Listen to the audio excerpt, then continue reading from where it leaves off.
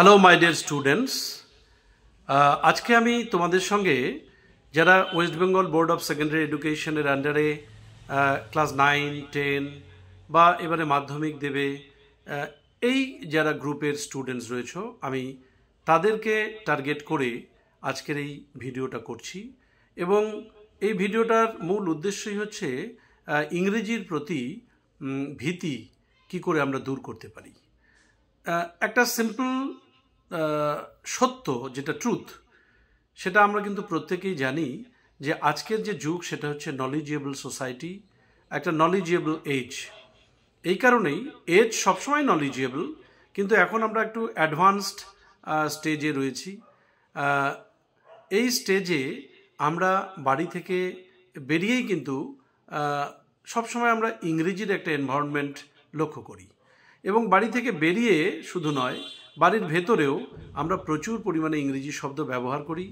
এবং সর্বোপরি যারা তোমরা 9 বা 10-এ পড়ো, তোমাদের কিন্তু প্রায় 10 বছর ধরে তোমরা ইংরেজির সঙ্গে যুক্ত রয়েছো। ফলে you have a very good stock of words with you, and if you use this words in simple sentences, your English will be highly appreciable. তোমাদের ইংরেজিটা খুবই প্রশংসনীয় হয়ে উঠবে। But you have to know the particular uses of the words you know. তুমি যে শব্দগুলো জানো বা তোমরা যে শব্দগুলো তোমাদের জানা রয়েছে, ভোকাবুলারি, এই ভোকাবুলারিটা কিন্তু তোমরা যদি সঠিক ইউসেস করো, সঠিক ব্যবহার করো, খুব হাই কোয়ালিটির ইংলিশ কিন্তু তোমরাও ব্যবহার করতে পারবে।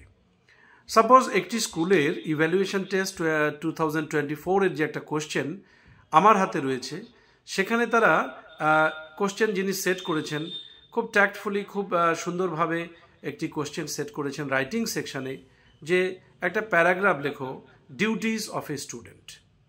Suppose duties of a student সম্পর্কে যদি তোমাকে বাংলায় বলা যায় যে তুমি ছাত্রদের কর্তব্য কী, এ বিষয়ে তুমি আমাকে 5টা সেন্টেন্স বলো, তাহলে কিন্তু তুমি নিশ্চয়ই কিছু না কিছু তুমি বলতে পারবে যে ছাত্রদের খুব শৃঙ্খলা পরায়ণ হওয়া উচিত, ছাত্রদের উচিত তাদের স্কুলকে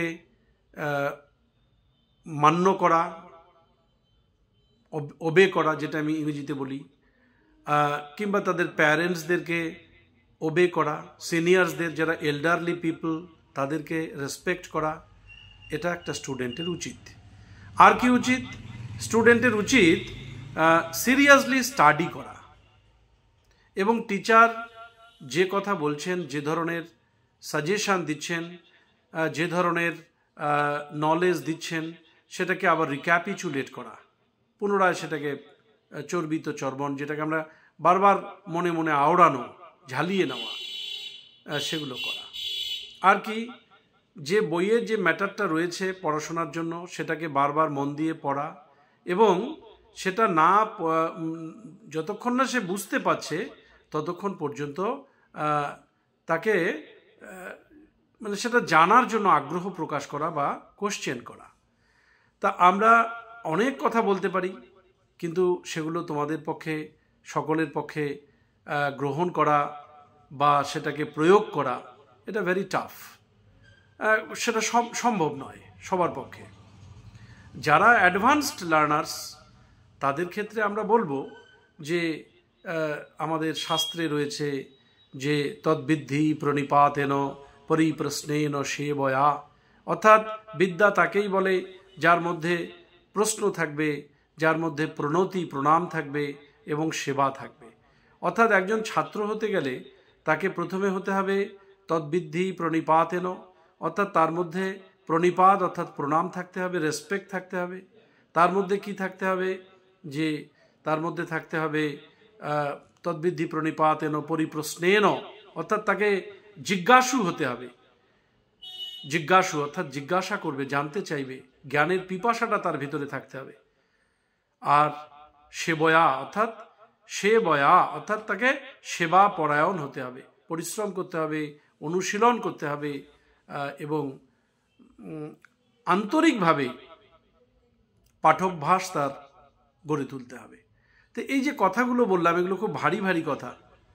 আমরা আবার পড়েছি যে ছাত্রানাং অধ্যায়ানাং তপঃ, ছাত্রদের অধ্যয়ন করাই একমাত্র তপস্যা, এছাড়া আর তার কোনো কাজ নেই। বহির্জগতের সঙ্গে তার যোগাযোগ নিশ্চয়ই থাকবে, কিন্তু সে সব বিষয়ে মাথা ঘামাবে না, সে পড়াশোনাটাকেই সর্বাধিক গুরুত্ব দেবে। So this simple fact should be converted in English. So what is the duty of a student? A student must be obedient to his teachers, to his parents, and to the elderly people of the society. A student must be obedient to his school authority, to his school and society. সমাজের কাছেও সে আনুগত্যপূর্ণ হবে, স্কুলের কাছে সে আনুগত্যপূর্ণ হবে, শিক্ষকের কাছে আনুগত্যপূর্ণ হবে, গুরুজনদের প্রতি শ্রদ্ধাশীল থাকবে। A student must study seriously, একজন স্টুডেন্ট অবশ্যই সিরিয়াসলি পড়াশোনা করবে। A student will engage himself or herself in serious studies, serious স্টাডিতে সে নিজেকে নিযুক্ত করবে। তা এই যে ছোট্ট ছোট্ট সেন্টেন্সগুলো, সিম্পল ওয়ার্ডসগুলো, এগুলো তোমাদের জানা নেই এমন নয়, বা না জানলেও জেনে নেওয়া খুব কঠিন কিছু নয়। তোমরা জানো যে সিম্পল লিভিং, হাই থিঙ্কিং, তাহলে এই যে কথাটা, অর্থাৎ সহজভাবে বাঁচতে হবে, খুব সরলভাবে, এবং চিন্তার দিক থেকে সে হবে উন্নত চিন্তার অধিকারী। তাহলে স্টুডেন্ট ইনকালকেট গুড হ্যাবিটস, একটা ছাত্র তার জীবনে ভালো অভ্যাসগুলি সে অনুশীলন করবে, good habits. He must be disciplined, সে খুব শৃঙ্খলা পরায়ণ হবে, and he must be punctual also, and he must be strongly nationalistic, জাতীয়তাবাদী হবে, অর্থাৎ দেশের প্রতি তার শ্রদ্ধা থাকবে, স্বদেশের প্রতি তার শ্রদ্ধা থাকবে। ন্যাশনালিস্টিক ইন স্পিরিট, মনের দিক থেকে সে হবে জাতীয়তাবাদী, অর্থাৎ নিজের দেশকে সে শ্রদ্ধা করবে, ভালোবাসবে। তা এই যে সিম্পল সেন্টেন্সগুলো আমি বললাম, এগুলোই যদি আমরা কম্পাইল করি, একসাথে করি, তাহলেই কিন্তু একটা সুন্দর এবং অনেক উন্নত মানের একটা প্যারাগ্রাফ তৈরি করা যায়।